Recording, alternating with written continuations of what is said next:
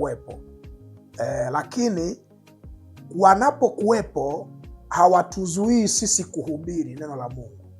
Na ninachoamini mimi ni hiki kwamba hata kama watakuwepo manabii wa uongo, wengine ni waongo kwa kujua, wengine ni waongo kwa kuiga, kwamba nabii wa uongo yeye anajua ni wa uongo, anatembea vile, mwingine anaona ni sifa kutembea kama yule, kwa anaiga, anaingia kwenye uongo kwa kuiga, mwingine anaingia kwenye uongo anajua.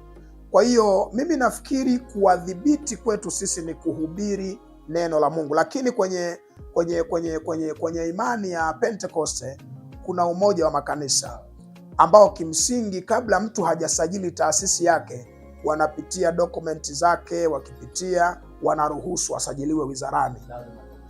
Kwa hiyo wakijiridhisha wanasema sawa, imani yake haikinzani na maandiko, na kuna wamitume nao wana umoja wao. Sasa shida ni kwamba hamtumiki pamoja. Sasa kama hamtumiki pamoja, kila mtu anatumika kivyake vyake. Baada ya kukagua, mtu anatumika kivyake vyake.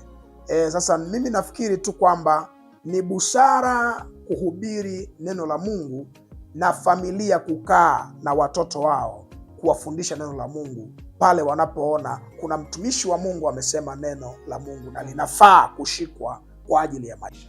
Amen. Asante kwa ufafanuzi huo mzuri Askofu. Mtu kwanza moja kwa moja kwenye ziara. Sasa hivi uko kwenye ziara nafikiri kaskazini sasa hivi. Tumeanzia wapi na sasa hivi tuko wapi? Kwa kweli nimekuwa na ziara huku Manyara ya muda sasa, na naweza kusema mfululizo kama mwezi na nusu.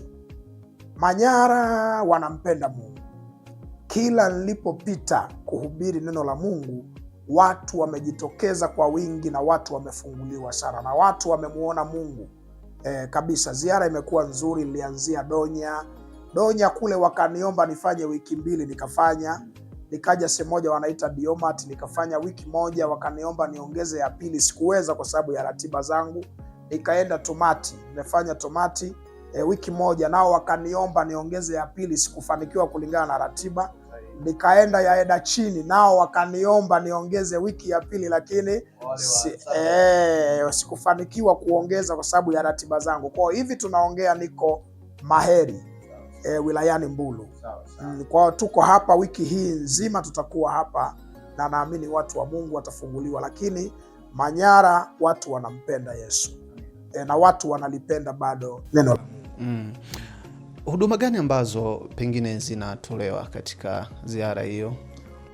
Kwenye ziara si tunahubiri neno la Mungu, watu wanaokolewa na watu wanaombewa wapone magonjwa yao. Tunaamini tumepewa bure, tunatoa bure. Sadaka ni sehemu tu ya ibada, lakini mtu halipishwi kuombewa. Mtu anaombewa kwa sababu sasa hivi kuna utaratibu wa mtu kwamba ili uombewe lazima utoe kiasi fulani na nini.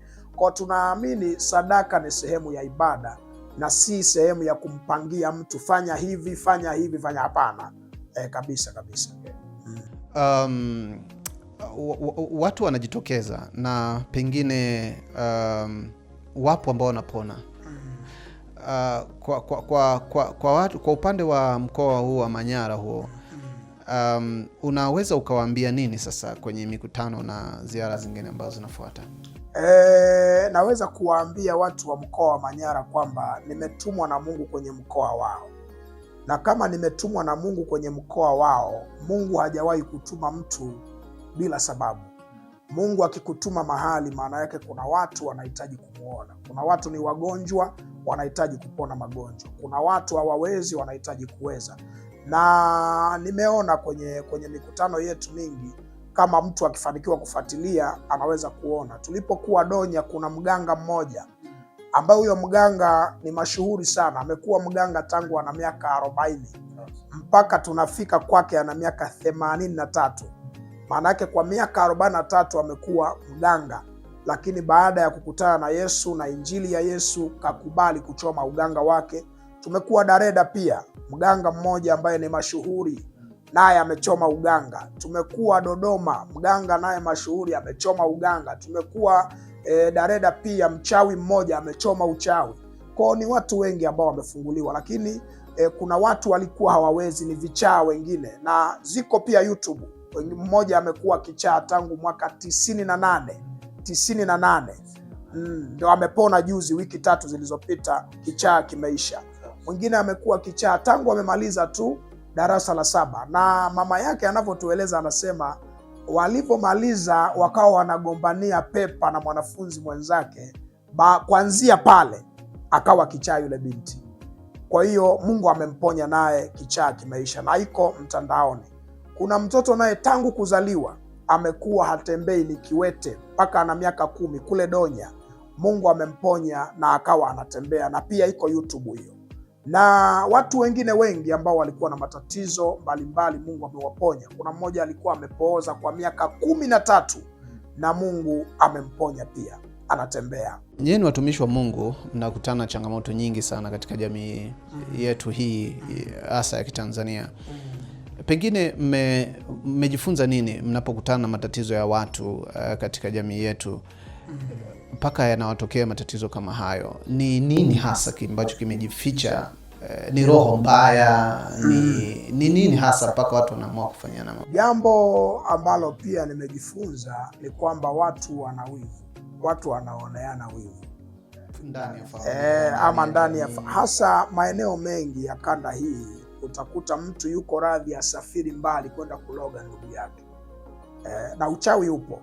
Kwa watu wanalogana, watu wanaoneana wivu, huyo amefanikiwa analogwa ili angalau maisha yake yaharibike na nini. Kwa hiyo nilichokiona ni kwamba watu wanaoneana wivu, na hii ni kwa sababu ya viwango vidogo juu ya ufahamu kuhusu Mungu.